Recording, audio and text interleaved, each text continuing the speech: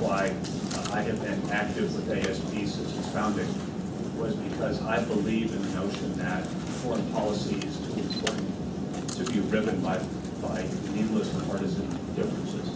And it's one of the key missions of the American Security Project is to bring together Democrats, to bring together Republicans, and I think most importantly, to bring together retired members of the Flag Officer Corps, admirals, generals, and to look for consensus on critical national security issues of the day. We can't solve America's problems overseas if we view everything through a partisan lens.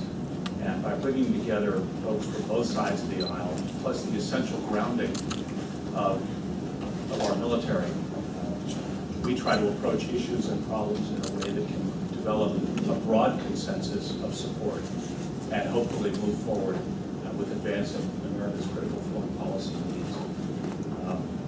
It is a real pleasure for me to introduce Tara Sonenshine, Under Secretary Sonenshine. She and I first worked together in the Clinton White House and worked together on many, many, many projects since then, including the raising of our children who attended various summer camps together, been good friends. She is really the complete package when it comes to being America's face and strategic and chief strategist for explaining the United States to the rest of the world. She is an award-winning journalist, both in print journalism. She spent 10 years working for Ted Koppel at Nightline. In typical modesty, when you enter her home, it takes you a little while to notice that on that little shelf over by the window in her den are 10 Emmys lined up above the window. They're not prominent, they're just there over in the corner. She worked in the Clinton NSC, working on communications issues there. She ran her own communications practice, working with nonprofits, working with for-profit entities. She was the vice president of the U.S. Institute of Peace, a U.S. federally funded entity here in Washington. You may have seen this beautiful new building down on the mall. But she was in charge of helping to guide and lead that substantial organization as it looked for ways to address the United States foreign policy issues. She's a Phi Beta Kappa graduate of Tufts University, and you can see why, as an award-winning print journalist, somebody who's worked at a White House, who has worked on strategic communications issues, she really is the perfect person to help explain the United States to the world and to help the United States government figure out how it can best present itself to the world. So with that, please welcome Tara Sonenshine. Well, it's always great when you can arrange to have friends introduce you. Nelson is not just a friend. He's a really special friend and a trusted colleague, and maybe I'll let ASP share him with me to decide. But thank you, Steve, and I don't know if Peter's here, and Matthew. But I wanted to take, and 15 minutes is way too long in the land of television. You could probably do a whole documentary, so I'm going to only use 5 or so, and then really have this be interactive. Let me start out by saying that the mission of ASP is very much in line with my vision for public diplomacy. So I don't know who stole whose lines from the website, but what you're trying to do is educate the American public. And what I'm trying to do is educate a global public. But we're both trying to do something important, which is to bring about engagement and education on the changing nature of 21st century national security. A couple of other things we have in common. We both believe in the value of honest public discussion and the importance of information. For me, information is oxygen, and it is the oxygen with which a society breathes. So you care deeply about many issues, including countering violent extremism, and that too has become part of the public diplomacy mission. So what is the challenge of public diplomacy in 2012 looking ahead even to 2013. The challenge of public diplomacy is to explain America. What are its policies, its practices, its values, its ideals, and its ideas? And how do we bring that narrative into a rapidly expanding and deepening global conversation? So I always begin, well, what's this nation about? What are we defining? And most people hesitate to go there. They want to say we're going to define America, but they don't want to tell you what America is about. They want to tell you that they're going to describe how they're going to define it. I see some head shaking, because it's not easy to sum up America. I'm going to try. America is a nation of strong principles and purpose.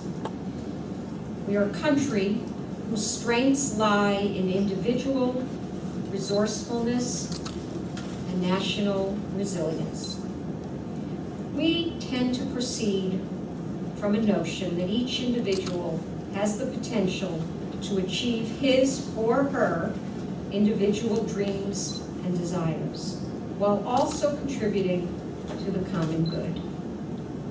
We believe in unlocking human potential through access, rights, and the human freedom to imagine, to innovate, to inspire, to achieve peace and prosperity.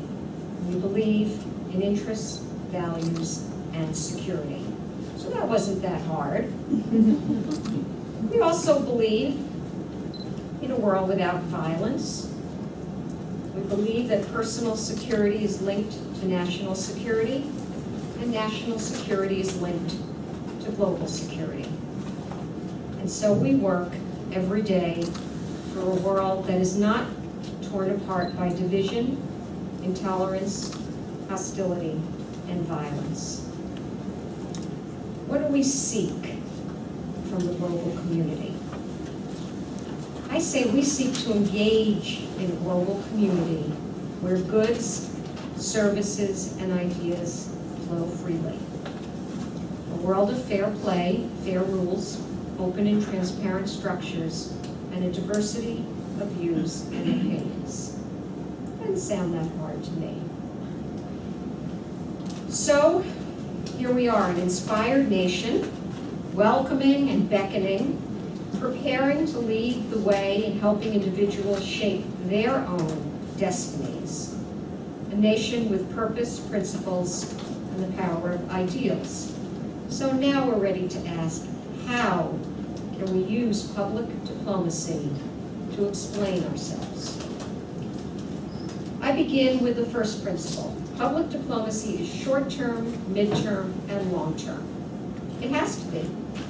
The world is measured in megabytes, less than seconds of information exchanging hands on keys, typing feverishly, generating messages, blogs, tweets, opinions, news, analysis, commentary, entertainment. It's all moving so fast. So if you want to be in step with citizens, you're going to have to be in step with their momentary ideas and their midterm ideals and their long-term values and aspirations. So, what next?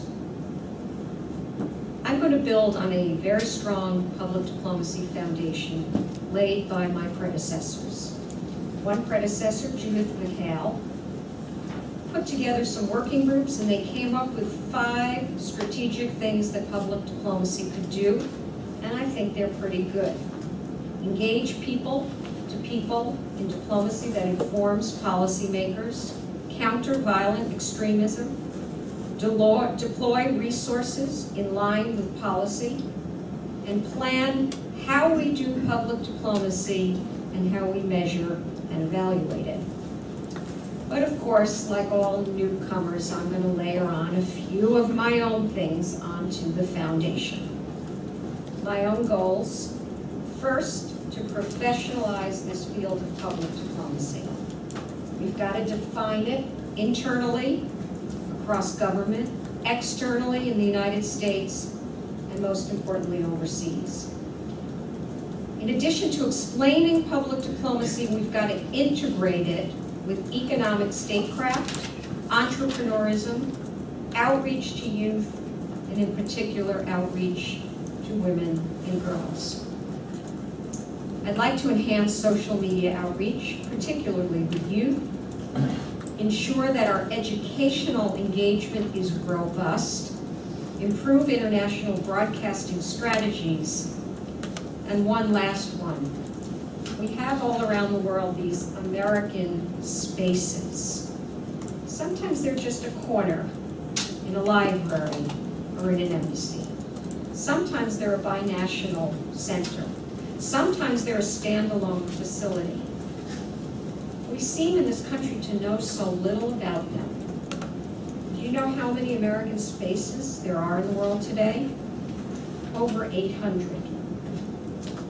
Over 800 places of interaction, engagement, and outreach.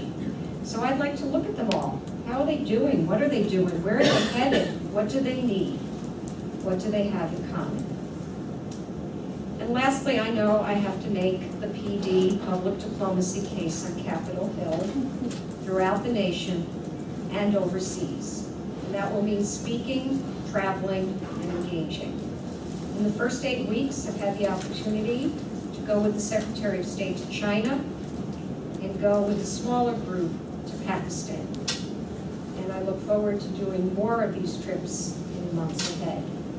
What will I be doing? Just what I'm doing here. Looking, listening, engaging, communicating, partnering. Sometimes it will be in non-permissive environments. Sometimes in places where information flows more accessibly. But most importantly, I'm going to be looking for that whole of community, that whole of government, where you get all the stakeholders thinking in a common direction. That means working with DOD, USAID, Peace Corps, Department of Education. It's all about leveraging. In the end, I'll be doing what I love, working at the intersection of communications and international policy. And they say that's where the action is. So thank you for being here. I'd be delighted to take your questions, and I hope we're on a journey together to explain who and what we are. Thank you very much.